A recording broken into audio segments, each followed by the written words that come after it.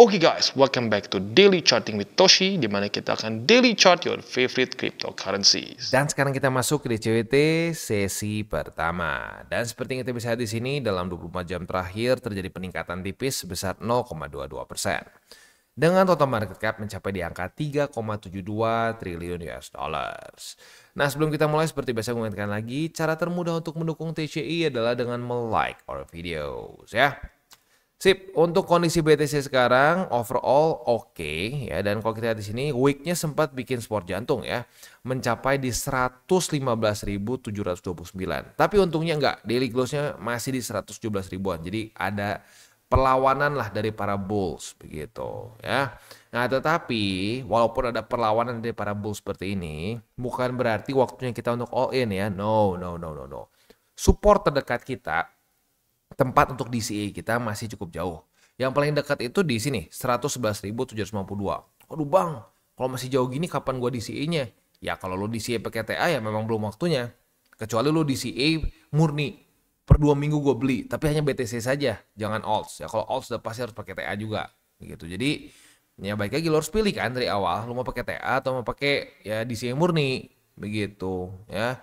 Karena gini loh, ya sudah berapa banyak orang yang komen, thank you bang, diingetin bang, gue udah mau hilaf, udah nyaris hilaf bang di daerah sini tuh. Aduh takutnya naik lagi. Setiap kali mau all in, ingat eluh katanya. Ya bagus lah. Ya berarti kan apa artinya reminder gue selama beberapa hari ke belakang itu nggak sia-sia begitu ya. Gue berhasil mengingatkan orang-orang untuk mengikuti SOP mereka. Dan itu serius ya, saat waktu kejadiannya susah. Sekarang gampang, wah iya ya salah beli di resisten tuh salah. Iya benar ngomongnya sekarang kayak gitu. Waktu di sini lagi naik beli begitu. Jadi ya gue harap dengan terus gue mengingatkan seperti ini, ya ini jadi kayak reminder lu lah, gue jadi reminder lu dan lu jadi tidak melakukan hal-hal konyol begitu ya. Semoga tuh muka gue menghantui ya, topeng gue menghantui lu terus saat lu mau melakukan ya kesalahan lah begitu, seperti all in, beli di resisten, over leverage dan kawan-kawannya lah ya. Sip. Untuk sekarang kita langsung aja masuk ke newsnya ya. Untuk news ini datang dari US, di mana sayangnya salah satu crypto bill yang cukup penting gagal untuk di vote dan gagal juga untuk mendapatkan 100% Republican support gitu ya. Walaupun si Donald Trump sudah sempat nge-tweet ya, nge-tweet di sini, tetapi sayangnya gagal. Nah, buat lo yang sudah sering ngikutin mengenai beberapa bill yang sedang mau diajukan oleh si Trump ini, kemungkinan besar sudah tahu. Ini namanya adalah Genius Act ya. Nah, Genius ini sebenarnya adalah suatu akronim ya, akronim dari Guiding and Establishing National Innovation for US Stablecoins. Basically ini adalah suatu regulasi untuk stablecoins di US, dan ya intinya bagus sih. Intinya itu akan mempermudah orang untuk untuk akumulasi, ya sudah bukan akumulasi ya, lebih tepatnya untuk adopsi stablecoins. Dan seperti kita tahu ya, salah satu cara termudah untuk masuk ke dalam dunia kripto dalam dalam dunia kripto in general ya adalah stablecoins. Karena dengan kita punya stablecoins itu kita bisa merasakan wah enak ya, pakai kripto tuh kayaknya gampang apa-apa ya, menggunakan blockchain tuh gampang ya. Nah, seperti itu orang-orang akan lama-lama tertarik untuk adopsi berbagai macam kripto lain juga. Begitu. Jadi sebenarnya it's very good, tetapi sayangnya gagal untuk di vote begitu ya. Dan ini menunjukkan juga bahwa si Trump semakin tidak populer mungkin di Republikan juga ya. Karena kan kalau dulu kan cukup solid tuh ya.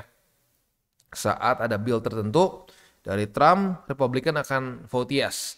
Nowadays sedikit berbeda ya, karena mungkin ada kebijakan-kebijakan yang ya kurang cocok juga gitu. Seperti urusan tarif, si Trump kan ribut sama sama Elon Musk, dan Elon ya itu jadi memecahkan juga, pastikan memecahkan juga solidaritas di Republican Party begitu. Jadi ya politik lah ya. Dan ini Genius Act ini adalah salah satu dari legislasi yang mau diajukan ya di dalam Crypto Week ini sendiri. Nah, dua lagi gue lupa karena yang paling sering ditekanin tuh si Genius Act ini. Ya, tapi intinya apa? Ya ada hiccup lah di sini, ada slight hiccup, dan yang menyebalkannya apa? Ini bulan Juli, kenapa kenapa ditekan supaya di bulan Juli ini di approve ya, karena di Agustus akan ada recess. Nah, saat terjadi recess ya tidak bisa ada legislasi yang di-approve begitu. Jadi kalau sampai kita menunggu ya harus nunggu sampai lewat dari Agustus gitu. Jadi ya cukup menyebalkan tapi ya sudahlah. Ya mau diapain lagi ya. Dan sebenarnya walaupun dengan berita seperti ini untungnya market nggak terlalu gimana sih. Ya malah kalau mau dibilang lebih kerasa efek dari CPI kemarin ya. Nah, walaupun efeknya sedikit aneh awalnya ya, di sini kita bisa lihat data CPI itu better than expected. Berarti lebih tinggi inflasinya dibandingkan dengan forecast kan. Nah, uniknya kita bisa lihat di sini di jam ini kan keluarnya tuh jam setengah 8 ya. CPI itu keluar setengah 8 malam. Ini di setengah 8 market malah naik. Naik dulu baru turun begitu. Nah, jadi kebayang nggak kalau misalkan ya lo ngelihat seperti ini. Wah, ini CPI-nya hasilnya hijau nih, maka bagus untuk di XY. Wah, kalau gini berarti bad news nih buat kripto. Udah deh, kita short all in. Ya nggak mungkin salah dong. Ya kalau dong, udah pasti dong. Kan berita buruk pasti langsung ngedam. Taunya enggak, market bisa naik dulu. Nah, waktu naik ini kadang-kadang ada orang yang cuma sekecil gini aja kena liquid. Begitu. Jadi ya pentingnya dua hal. Jaga resiko dan yang satu lagi adalah kita nggak bisa berpikir sesimpel news jelek, news buruk, maka akan market pasti ngedam. Bisa aja ada permainan dulu di dalamnya. Bisa juga dulu ada SL Hunter lah dan seterusnya di mana ya market sengaja, yang nggak tahu kenapa market tuh seperti ada satu mekanisme tertentu yang suka ngehajarin orang-orang yang terlalu over leverage, yang terlalu overconfident. Begitu. Jadi makanya kenapa dengan cara kita merendahkan ego kita, dengan kita sadar bahwa tugas kita tuh bereaksi terhadap market ya dan menjaga resiko, ujung-ujungnya kita malah jadi lebih profit dibandingkan orang-orang yang merasa bahwa dirinya tuh nggak akan salah begitu. Yang merasa dirinya nggak akan salah, malah ironisnya salah lagi begitu. So gunakan TA dan fundamental secara bersamaan begitu ya. Dan juga selain dari itu ya gue ingatkan lagi juga jaga resiko gitu karena serius loh.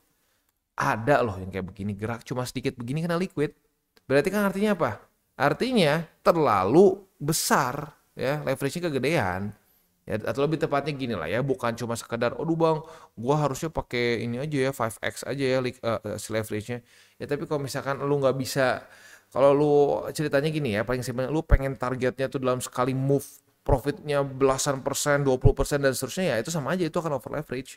Begitu karena patokan paling simpel satu ya, saat lu buka posisi kalau harga likuidasinya dekat apalagi di bawah dari 1% ya, di bawah atau di atas dari 1% dari harga running itu udah pasti over leverage. Itu udah paling gampang, itu definisi yang paling nggak ribet dan semua orang harusnya ngerti ya.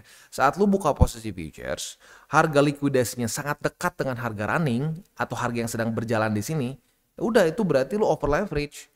Oh tapi bang leverage gue gak terlalu gede. Udah pokoknya kalau seperti itu udah pasti over leverage. Ya. Berarti lu gak kira-kira ya posisi lu, jumlah posisi lu kegedean. Walaupun leverage-nya gak terlalu gede tapi wah jumlah posisi lu gak main-main. Gitu. Nah itu sama aja. Itu juga akan gampang rungkat. Gitu.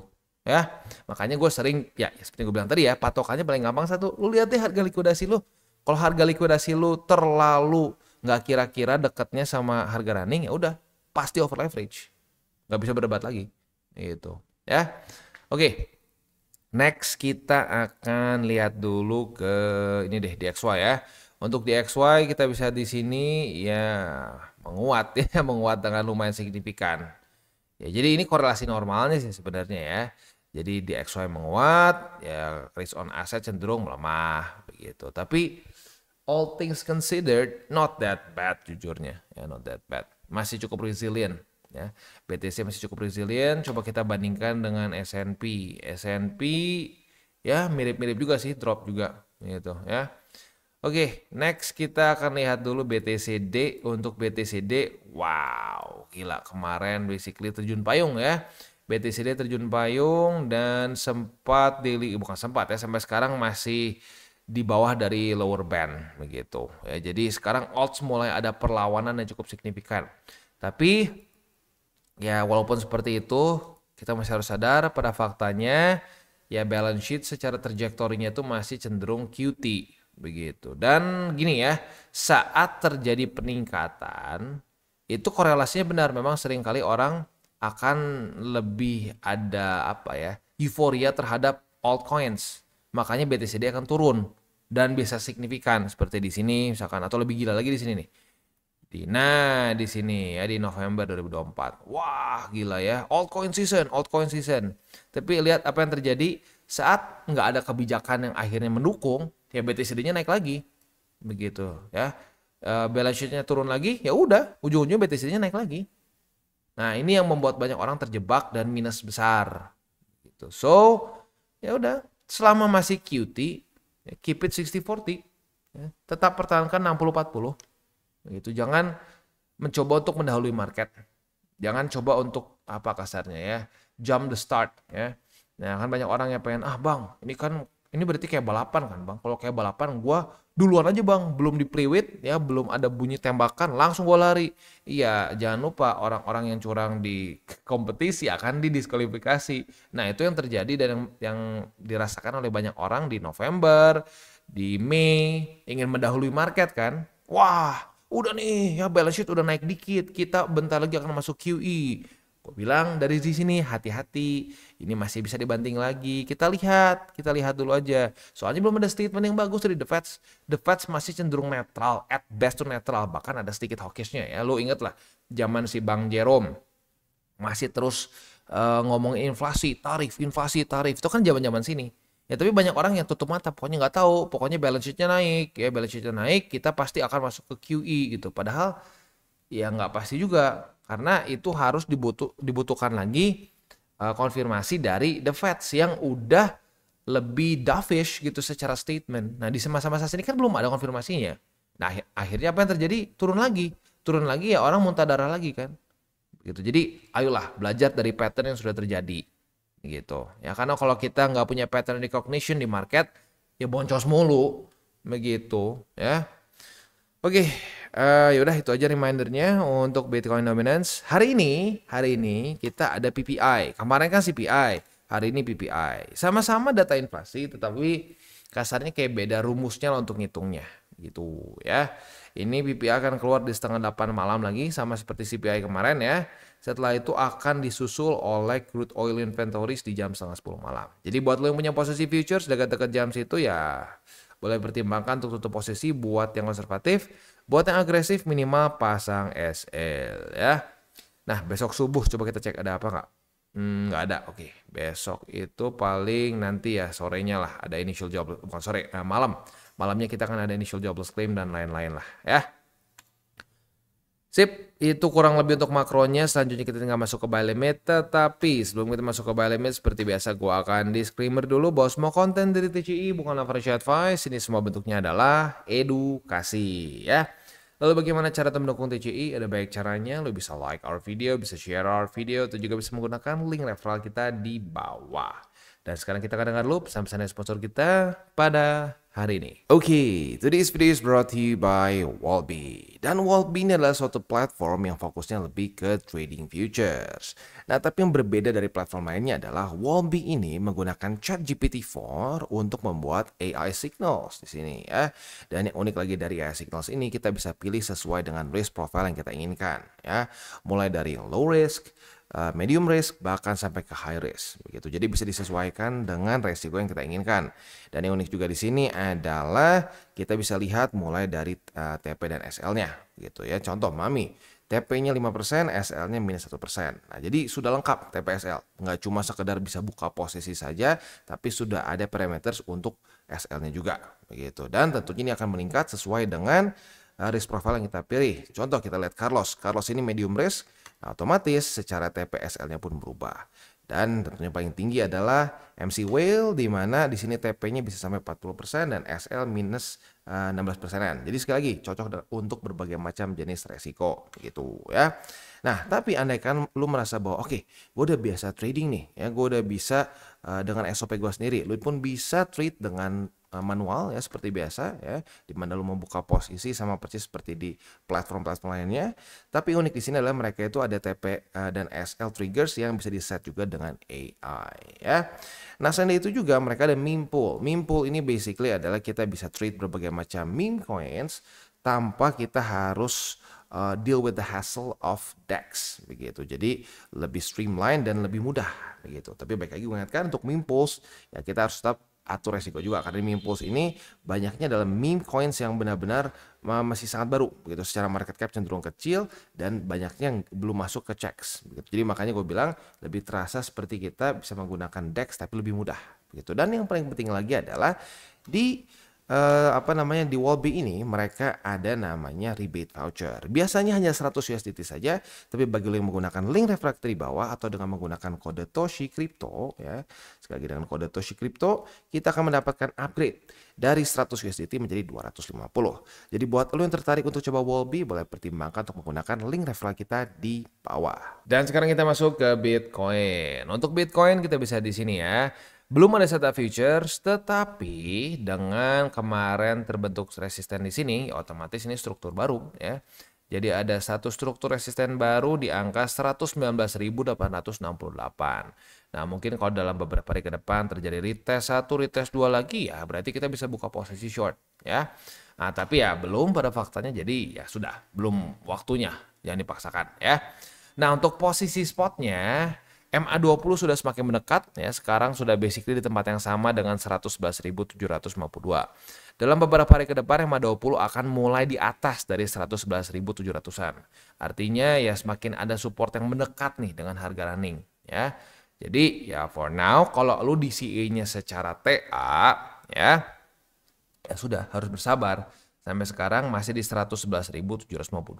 Walaupun beberapa hari ke depan seperti yang gue bilang tadi, MA20 akan mendekat dari trajectory beberapa hari ke belakang lah ya, atau beberapa minggu ke belakang ya. Next kita akan untuk support selanjutnya ya, untuk support selanjutnya itu di angka 109.503 dan di 107.274 yang cukup dekat dengan MA50. Jadi boleh pilih yang mana nih, antara MA50 atau 107.274 ya. Next, Ethereum. Untuk Ethereum kita bisa di sini retest 1, retest 2 ya, kebuka posisi short dan kena target TP. Asik ya. Ya, tapi ya at least buat yang pasang target TP-nya ya, karena kalau nggak dipasang target TP-nya nggak kena. Profitnya sebesar 3,64%. Setelah itu daily close di atas. Nah, buat yang hilaf dan lupa untuk pasang target TP, sayang sekali kena cut loss. Ya sudah, jadikan pembelajaran kalau sampai kena cut loss ya. Karena ya secara SOP-nya udah daily close di atas dari resisten yang maka ya suka nggak suka cut loss ya. Nah, selanjutnya belum ada setup lagi karena daily close-nya sedikit di atas dari 3.133 dan efek kalau reclaim tipis ya balik lagi sering kali terjadi seperti ini. Kalau reclaimnya tipis, besoknya suka pelemahan seperti ini ya. Jadi kita lihat besok lah. Kita lihat besok apakah Ethereum bisa bertahan di atas dari 3.133,5 atau tidak gitu ya. Nah, untuk posisi spotnya ada di angka 3.055, 2.943 dan 2.828 ya. Itu kurang lebih untuk setup di DCWT sesi pertama ini ya. Sebelum kita tutup sesi pertama ini seperti biasa kita akan ada wejangan tipis-tipis ya. Nah, wejangan tipis-tipis ini adalah biasanya sih untuk para newbies ya. Ya dan jujurnya semakin banyak newbies belakangan ini. Ya untuk para newbies sekarang mungkin masa-masanya cukup exciting dalam kripto ya. Dan kalau lo sekarang udah mulai merasa bosan, hati-hati ya. Biasanya market lebih membosankan lagi. Itu yang pertama. Nah, yang kedua adalah ya para newbies gue harap sih ya tidak memaksakan untuk membuka posisi dalam masa-masa ini ya, tidak memaksakan untuk DCA di masa-masa ini ya, karena ya seperti kita sudah sering bahas sebelum-sebelumnya juga ya,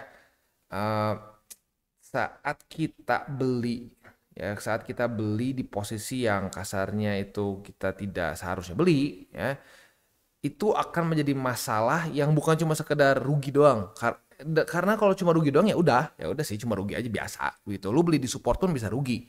Tapi saat lu melanggar SOP atau lu beli di resisten begitu ya. Nah, itu lu akan merusak mindset lu juga begitu. Ya kenapa merusak mindset? Ya karena gini, kebayang gak? Lu beli di resisten nih ya. Waduh, turun, apalagi ngelihat kemarin nge-week sampai ke 115.000.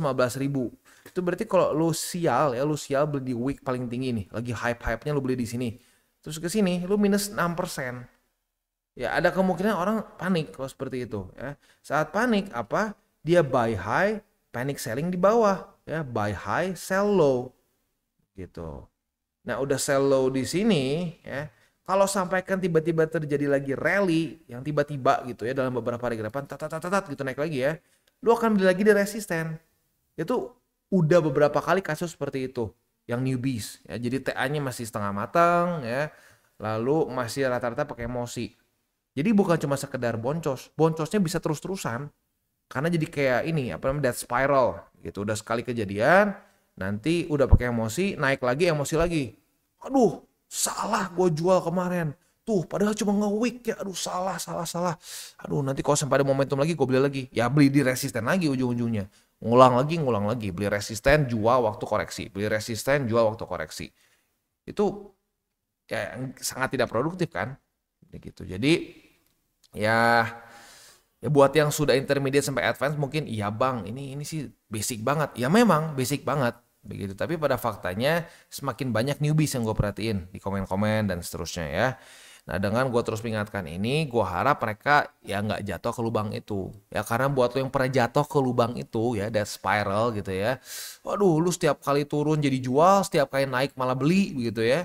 Itu nggak enak banget kerasanya, lu kerasnya kayak bodoh, kayak konyol gitu ya.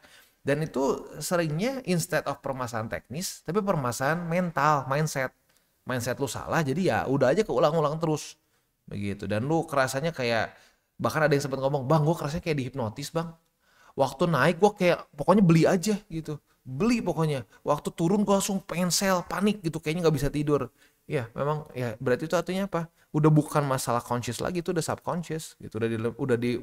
Apa namanya, udah bukan cuma sekedar lu secara teknis, tapi udah masuk ke mindset yang salah, jadi rasa aja keputer-puter begitu ya. Jadi ya itu aja lah beberapa saran untuk para newbies. Buat yang intermediate sampai advance yang kemungkinan besar sudah tahu lah ini memang mendasar sekali, tapi rata-rata orang pernah merasakan itu. Jadi ya mohon maklum aja kalau gue mengingatkan lagi ini untuk para newbies, karena gue perhatiin semakin banyak newbies yang mulai masuk ke market, dan itu sebenarnya memang siklus yang normal ya. Saat terjadi rally yang cukup menggemparkan dalam beberapa hari ke belakang tuh biasanya makin banyak newbies, makin banyak orang-orang yang wah jadi tertarik nih gitu ya. Ya bagus, banyak yang lebih tertarik, tapi di waktu bersamaan juga potensi untuk beli pucuknya tinggi gitu. Nah, gua harap dengan gua terus seperti radio rusak nih, gue mengingatkan terus ya, hati-hati, jangan beli di resisten, jadi banyak yang selamat. Dan ya at least kalau gue lihat dari kemarin sih ya, udah cukup banyak orang yang testimoni yang merasa terselamatkan dengan cara kita terus mengulang. Sebenarnya mengulangnya cuma sedikit loh, kalau dipikir-pikir ya. Banyaknya itu tuh update hal baru dari hari ke hari. Cuman yang nggak tahu kenapa ada sedikit ya, ada sudut pandang yang berpikir bahwa OTCI bahas hal yang sama terus. Padahal enggak. Dari hari ke hari kan beda total. Skandalnya dari hari ke hari beda gitu kan. Ya tapi kita akan terus mengingatkan hal-hal mendasar yang relevan sekarang begitu. Ya buat lu yang nonton tiap hari mungkin akan inget terus gitu kan. Yang ada yang sempat ngomong juga, awalnya bener sih bang, gue kayak bosen gitu. Wah, lu ngomong hal-hal yang sama tuh sering diulang gitu, hal-hal yang menurut lu penting itu diulang terus. Tapi waktu udah ngerasain FOMO-nya langsung inget topeng gua kan. Nah, ya berarti berhasil tuh sebenarnya ya. Ya jadi ya bersabarlah, ini mungkin prosesnya. Kalau lu ngerasa bosan dengan reminder gua, bosan dengan kondisi market, pengen cepat-cepat koreksi sampai dapat support, ya it's part of the journey ya. Kita nggak bisa cuma berharap lagi funnya aja. Dan gue udah pernah bahas dulu sebelum juga ya, banyaknya boring kok. Ya. Banyaknya boring dengan dengan a touch of a touch of bearish gitu ya di sini. Banyaknya seperti itu market tuh. Masa-masa lu akumulasi yang enak banget tuh justru masa-masa yang menyebalkan, boring gitu. Dan lu pengen cepet-cepet udahlah, gue tutup aja semua posisi. Tapi anehnya, waktu lu udah tutup semua posisi, di situ market malah naik sering kali. Gitu, ya. Oke, kita tutup dengan 3 golden rules, ya. Jangan berkembang panas, jangan over leverage, berpikirlah jangka panjang. Dan 3 hal ini bukanlah jargon, ya. 3 hal ini adalah kristalisasi dari kesalahan gua dan kesalahan-kesalahan dari teman-teman gua yang gua lihat. Rata-rata di situ aja, 3 itu aja terus diputar-putar, ya. Jadi sekali lagi bukan cuma jargon, itu kita benar-benar berharap semua orang mengikuti 3 golden rules itu. Ya sekali lagi, jangan berkembang panas, jangan over leverage, berpikirlah jangka panjang. Dan yang terakhir kita tutup dengan salam tabur tuai. Ingat, apa yang lo tabur kan lo tuai, jadi taburlah sebanyak mungkin hal Baik. Oke guys, jadi itu adalah akhir dari segmen DCWT kita pada hari ini. Dan jangan lupa bagi kalian yang merasakan manfaat dari segmen ini, jangan lupa untuk share ke teman-teman kalian. Dan apabila lu pengen mensupport channel kita, ya TCI, jangan lupa untuk menggunakan link referral kita di bawah. Nggak wajib, ya, tetapi apabila lu menggunakan link referral kita di bawah, ada macam-macam, ya, dari Bybit, Huobi, Maxi, toko kripto, dan banyak lagi, ya. Ya, walaupun nggak wajib, tapi kalau menggunakan link referral kita, lu secara langsung membantu perkembangan dari TCI. Dan satu lagi, jangan lupa juga untuk join Telegram group kita, di mana kita bisa ngobrol-ngobrol santai mengenai dunia cryptocurrency secara dua arah. So, jangan lupa untuk like, subscribe, klik the bell icon, and see you on the next video.